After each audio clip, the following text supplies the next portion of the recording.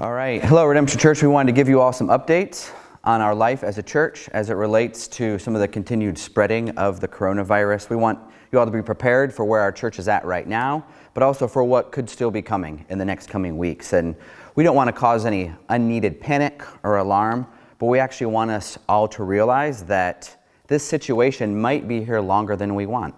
It could be going like this for longer than we would think or imagine. Even our present mode of trying to self-quarantine as families, not gathering on the weekends or in missional communities, that might be our reality for several more weeks, even up to a few months.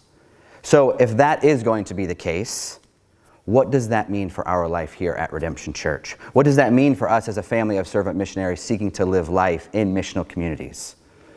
Well, first off, we can know and realize that our foundational identity has not changed at all, which we can celebrate and thank Jesus for. How we act and live might look different for a while. Our identity of who we are at the core as sons and daughters of the Father, as a family committed to each other, none of that has changed. But so we want to be aware of how this virus has actually affected the world globally, and we actually then want to be people who can know what it will mean to be in this for the long haul if need be, if that is what the Lord has for us. So we just have a couple things that we want to share with you all to encourage you all and to be reminded about in this season. First off, we want us to all understand the reality of this situation. And the simple reality is, many of us even disagree about what is actually happening right now. There are lots of people who maybe would say, well, this isn't that big of a deal still. There are lots of people who think that this is getting blown out of proportion. There are many people who maybe would even say this is just a plan by the media or some sort of fear-based plot. But here's what we know. People are getting sick. People are dying. This virus is continuing to spread. Many people are afraid of that and afraid for those they love. So whether you think this is blown out of proportion or not, how can you still live in love towards other people? How do you seek the advantage and betterment of other people, even if that might mean cost or disadvantage to yourself? Even if you think this isn't a big deal, even if you think people maybe are overreacting, are you willing to change your own lifestyle to better serve other people who maybe are afraid? Are you willing to change your own lifestyle even for those who are most vulnerable, for those who are living in fear, for those even that are being hurt and affected by this?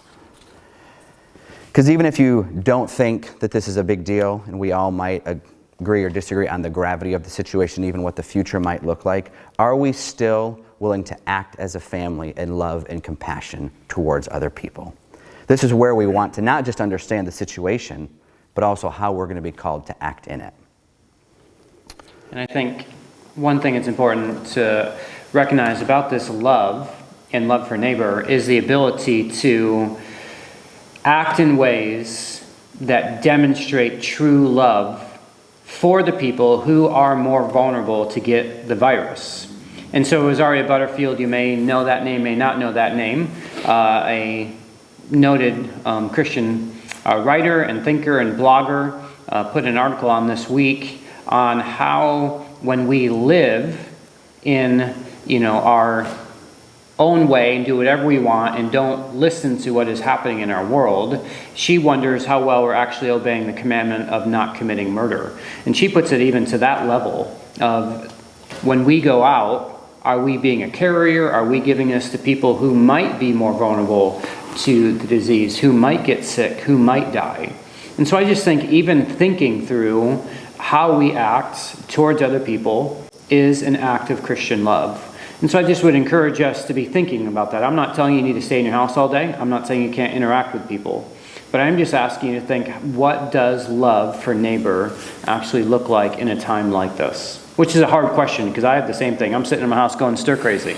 Like, getting here in the church building is like, sweet, So, I just want to encourage you guys to be thinking through how you actually love is an important part of what we're doing here. Yep, and that's what we want to talk about next, is not just how do we be aware of the situation, but how do we continue to walk in love and be God's people together. And the reality is we would encourage you to continue to pray and think about all of the many creative different ways that we can still be connecting together with our MCs in smaller groups or with family. Even at a time when we're seeking to self-quarantine and to stay away from larger groups of people, we have such amazing technology that we have no excuse to not still be seeing people and talking with them all of the time. iPhones, Zoom calls, FaceTime, Skype, Facebook Messenger. I think I've used most of those over the last week or two, just being able to connect with people and almost in one sense seeing people even more than normal. So we have no excuses, church, to not still be in regular connection with our missional communities, with our family, with our friends, and with our neighbors. So we would encourage you to take advantage of those tools. And if you don't know how to use any of those, Scott would love to teach you how to use some of those. Get a Mac. And also then we would encourage you to continue to seek to be generous as you are able to. This virus is affecting our economy. It's affecting a lot of people's jobs in different ways. Many people are being laid off or their hours are being cut back.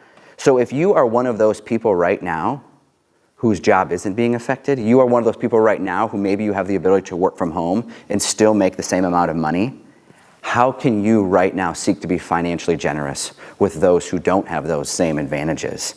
Even thinking about different organizations that we can be supporting right now, even thinking about Neighborhood, one of the main nonprofits that we can support, thinking about the Crisis Pregnancy Center and their virtual Walk for Life that they're hosting, we would want to hold up those two organizations and say, please continue to financially be generous with them. And that would include your continued support for us here at Redemption Church. We thank those of you who have continued to be faithful to give. We understand that in a time when people are losing money, losing jobs, the economy seems weak, that would seem like a time to pull back on giving. We would ask you to continue to prayerfully consider giving to Redemption Church, which you can always do that online through our website, since we're not meeting regularly and collecting an offering. And lastly, we just want to encourage you to live as people who know that they inhabit the true story of the world.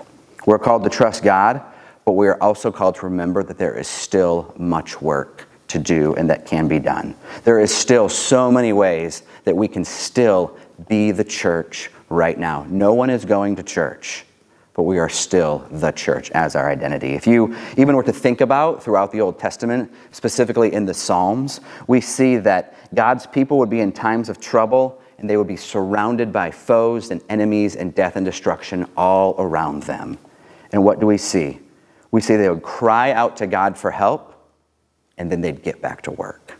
They would say to God, we look to the hills as Jerusalem is being besieged. Where does our help come from? They would cry out to God, asking for deliverance and rescue. And then they'd pick up their tools and keep working. In a time of being besieged, as enemies are moving in, they would cry out to God for help, and then they'd pick up their spear and go back to the wall.